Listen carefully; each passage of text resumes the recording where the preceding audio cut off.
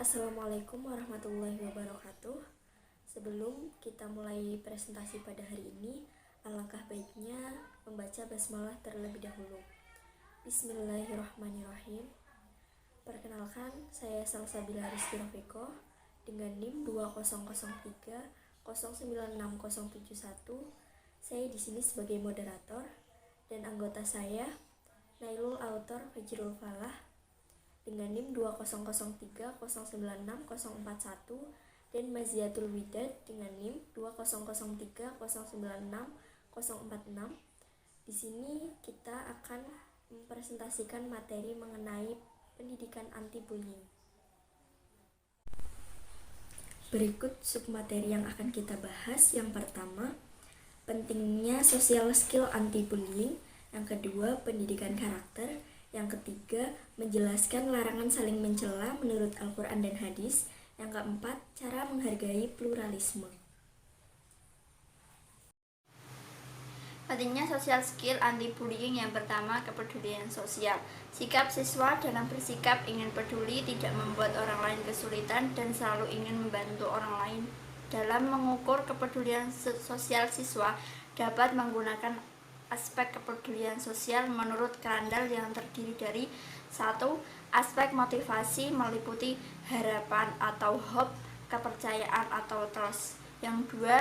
Aspek kognitif seperti mengetahui kemampuan diri sendiri dalam memberikan bantuan kepada orang lain.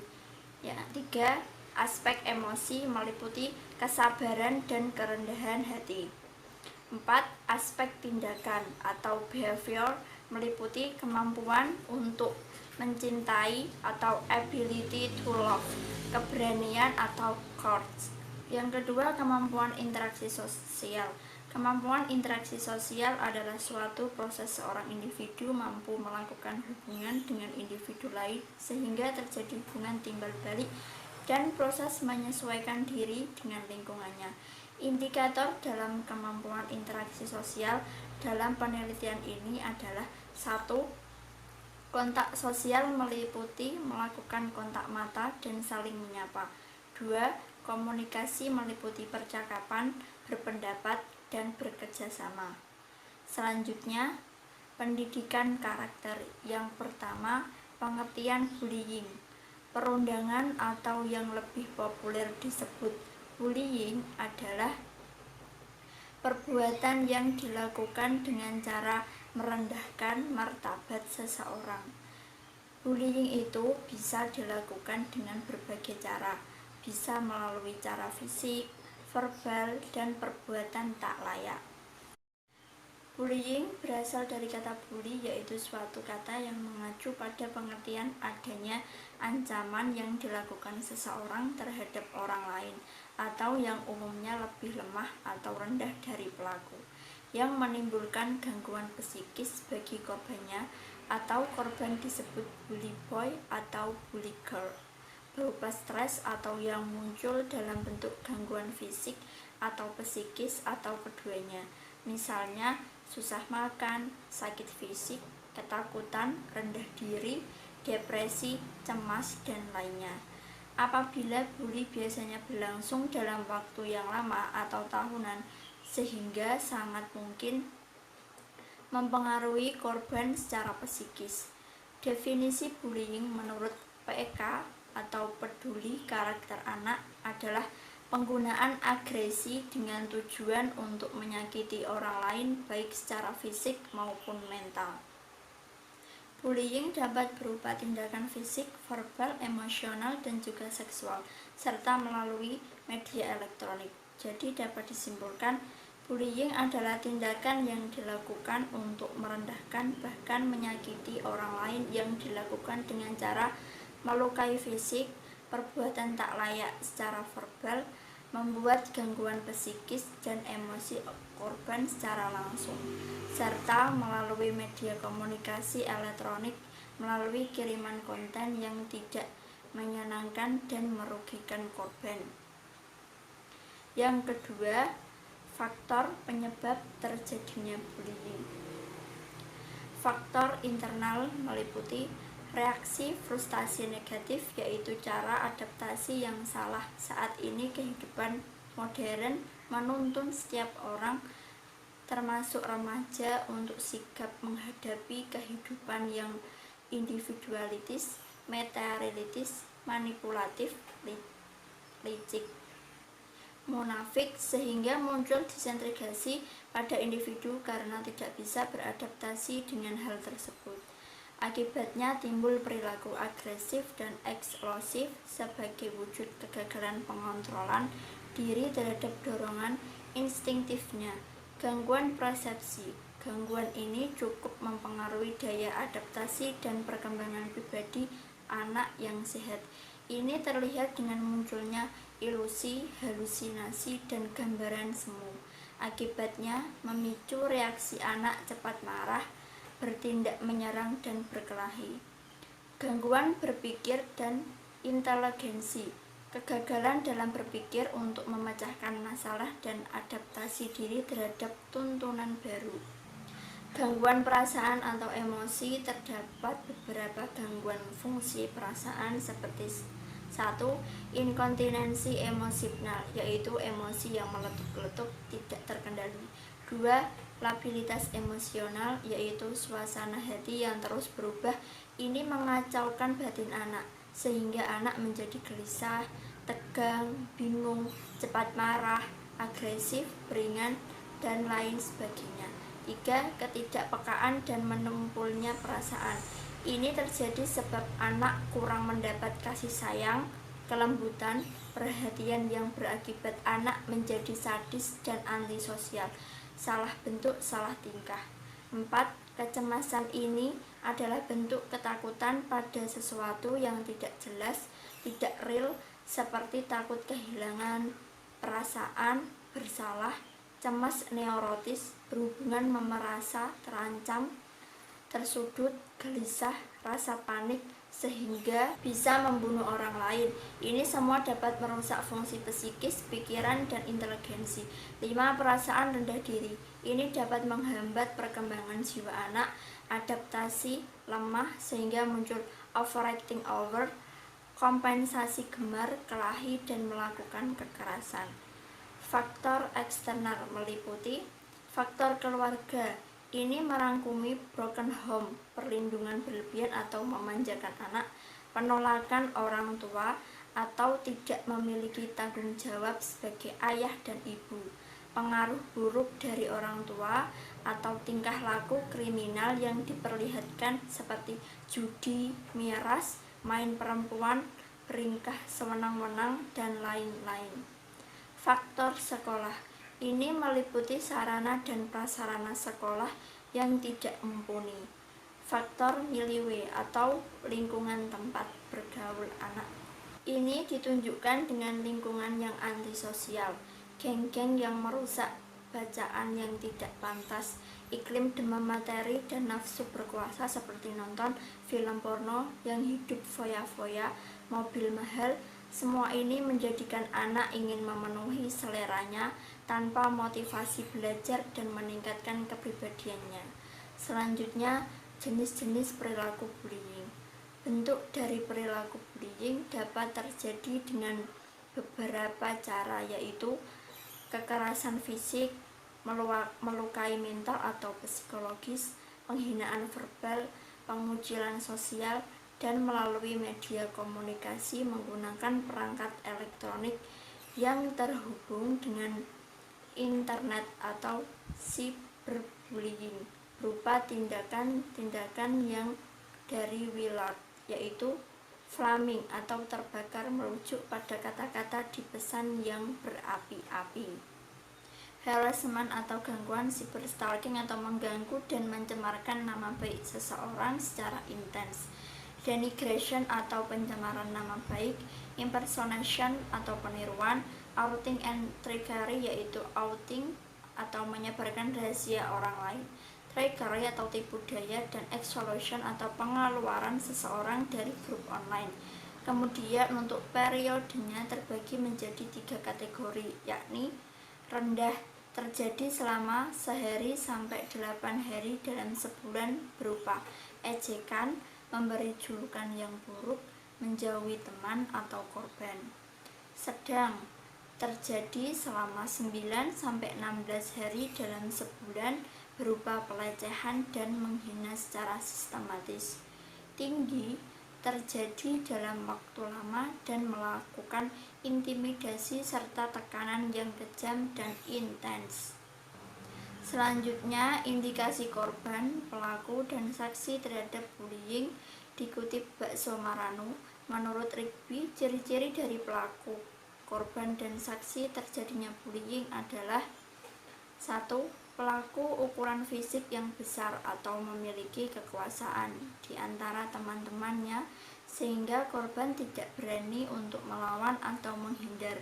Umumnya pelaku pernah mengalami kekerasan di rumah dan pelaku cenderung mencontoh dari apa yang dilakukan orang tua di rumah. Pelaku juga kurang peka terhadap penderitaan yang dialami korban dan biasanya pelaku memiliki hambatan secara akademik di sekolah, namun ingin mendapatkan pengakuan dari orang lain. 2. Korban memiliki ciri-ciri secara fisik.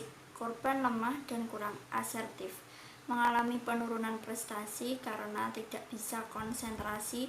Korban depresi bahkan ingin bunuh diri, mengeluh sakit perut, sulit tidur, lesu, dan agresif di rumah sebab tidak bisa mengekspresikan di sekolah. 3. Saksi memiliki ciri-ciri kurang asertif untuk menghentikan. Saksi dibayangi rasa takut akan menimpa dirinya, kadang mendukung aksi bullying. Di sini saya akan menerangkan dampak dari bullying. Dampak bullying berdasarkan Minta Siardi yang mengutip dari Novrian menunjukkan bahwa dampak yang ditimbulkan dari perilaku bullying baik bagi pelaku, korban, serta yang menyaksikan yaitu bagi pelaku memiliki tingkat kepercayaan diri yang sangat tinggi dan merasa harga dirinya tinggi pula, sehingga menyebabkan mereka berwatak keras, tidak memiliki empati dan emosi yang tidak terkontrol. Mereka mempunyai keinginan untuk mendominasi dalam segala hal sehingga merasa memiliki kekuasaan dan bila pelaku didiamkan tanpa diintervensi. Selanjutnya, larangan saling mencela. 1. Bullying perspektif Al-Quran dijelaskan dalam surat Al-Hujurat ayat 11 juz 26 yang berbunyi A'udzubillahi minasyaitonirrajim. Bismillahirrahmanirrahim. Ya ayyuhalladzina amanu la yaskhar qaumun min qaumin asa an yakunu khairan minhum wala nisa'un min nisa'in asa an yakunna khairan minhun wala talmizu anfusakum wala tanabazu bil alqab bi'sal ismul fusuq ba'dal iman wa man lam yatub fa ulaika humuz zalimun. Yang artinya, wahai orang-orang yang beriman, janganlah suatu kaum mengolok-olok kaum yang lain, karena boleh jadi mereka yang diperolok-olokkan lebih baik dari mereka yang mengolok-olok. Dan jangan pula perempuan-perempuan mengolok-olok perempuan yang lain, karena boleh jadi perempuan yang diperolok-olokkan lebih baik dari perempuan yang mengolok-olok. Janganlah kamu saling mencela satu sama lain, dan janganlah saling memanggil dengan gelar-gelar yang buruk. Seburuk-buruk panggilan adalah panggilan yang buruk fasik setelah beriman. Dan barang siapa tidak bertobat, maka mereka itulah orang-orang yang zalim. Kemudian surat At-Taubah ayat 79 juz 10 yang berbunyi A'udzubillahi minasyaitonirrajim. Alladzina yalmizuna al-mutawwi'ina minal mu'minina fis sadaqati walladzina la yajiduna illa juhdahum fayaskharuna minhum sakhiran wa minhum wa lahum adzabun alim. Yang artinya orang munafik yaitu orang yang mencela orang-orang beriman yang memberikan sedekah dengan sukarela dan yang mencela orang-orang yang hanya memperoleh untuk disedekahkan sekadar secanggupnya maka orang-orang munafik itu menghina mereka. Allah akan membalas penghinaan mereka dengan mereka akan mendapat azab yang pedih. Kemudian selanjutnya dalam Quran surat Al-Humazah ayat 1 yang berbunyi A'udzubillahi minasyaitonirrajim wailul likulli humazatil lumazah, yang artinya celakalah bagi setiap pengumpat dan pencela. Dan kemudian dalam Quran surat Al-Qalam ayat 11 yang berbunyi A'udzubillahi minasyaitonirrajim hammazim masa'im binamim, yang artinya suka mencela yang kian kemari menyebarkan fitnah. 2. Bullying perspektif hadis. A. Rasulullah bukanlah orang yang suka melaknat dan mencaci maki. Hadisnya berbunyi Haddasana Muhammad bin Sinanin Haddasana Fulaihu bin Sulaimana Haddasana Hilal bin Ali an Anasin qala lam yakun Rasulullah sallallahu alaihi wasallam fahishan wala la'anan wala sababan. Berkata kepadaku Muhammad bin Sinan, berkata kepadaku Fulaih bin Sulaiman, berkata kepadaku Hilal bin Ali dari Anas, dia berkata Rasulullah sallallahu alaihi wasallam bukanlah pribadi yang suka berkata kotor atau jorok, pelaknat dan pencaci maki. Hadis riwayat Al-Bukhari. B. Larangan memaki dan membunuh, yang hadisnya berbunyi Haddasana Sulaiman Harbin Haddasana Syu'batu an Mansurin qala sami'tu Aba Wa'ilin yuhaddisu an Abdillahi qala Rasulullah sallallahu alaihi wasallam sibabul muslimi fusuqun wa qitaluhu kufrun, yang artinya berkata kepadaku Sulaiman bin Harb, berkata Syu'bah dari Mansur, dia berkata saya mendengar Abu Wa'il berkata dari Abdullah, dia berkata bahwa Rasulullah bersabda mencaci maki muslim perbuatan fasik dan membunuh muslim perbuatan kufur. Hadis riwayat Al-Bukhari. C. Menghina merupakan indikator kejelekan seseorang. Hadisnya yang berbunyi An Abi Hurairah anna Rasulullah sallallahu alaihi wasallam qala hasbun li min syarri an yahfira akhahul muslima, yang artinya dari Abu Hurairah bahwa Rasulullah bersabda menghina saudara muslim cukup sebagai salah satu indikator kejelekan seseorang. Hadis riwayat Ibnu Majah. Selanjutnya, cara menghargai pluralisme. Yang pertama, konsep pluralisme. Dalam Islam, jam atau majmu' sama maknanya dengan plural, yang bersifat lebih dari satu atau perkumpulan yang terdiri dari beberapa. Sedangkan dalam bahasa Arab, ada kata jamaah yang berarti kebersamaan. Kemudian dalam sholat terdapat kata jamaah yang berarti sholat yang dilakukan secara bersama-sama antara imam atau yang memimpin sholat dengan makmum yang mengikuti imam. Dalam konteks sosial ada terdapat kata jami'iyah yang berarti organisasi atau perkumpulan orang banyak, dan ijtima'iyah yang berarti sosial atau kemasyarakatan. Yang kedua, toleran. Menurut Muhammad Mustari dalam bukunya yang berjudul Nilai Karakter Refleksi untuk Pendidikan, pluralitas mengharuskan kita untuk bersikap toleran, yaitu memahami, menghargai perbedaan agama, etnis, pendapat, sikap, dan tindakan orang lain yang berbeda dengan dirinya. Dengan begitu, kita tidak bisa memaksakan pemikiran, keyakinan, dan kebiasaan sendiri kepada orang lain.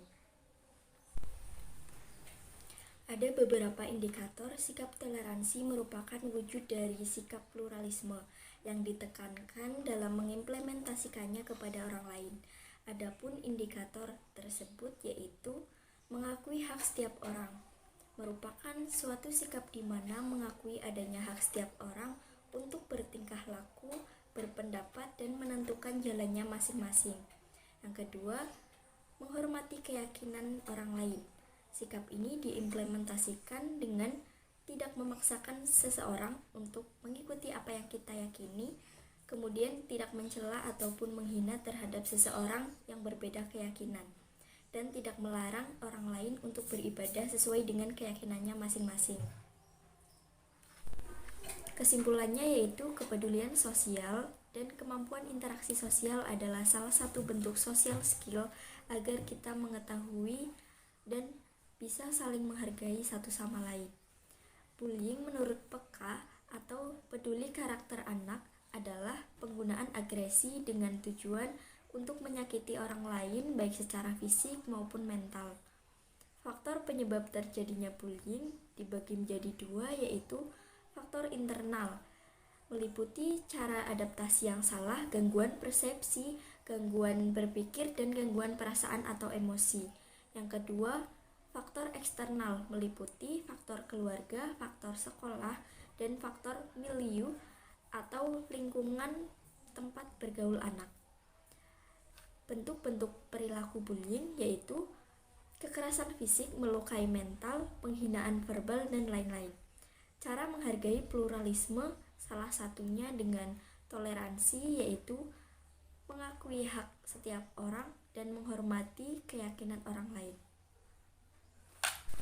Dari materi di atas, pelajaran yang dapat kita ambil, yang pertama, haramnya menghina orang lain. Yang kedua, boleh jadi orang yang dihina itu lebih baik. Yang ketiga, pentingnya etika dalam berhubungan sosial. Yang keempat, mengajarkan kita sikap toleransi. Kurang lebihnya mohon maaf. Sekian, terima kasih. Wassalamualaikum warahmatullahi wabarakatuh.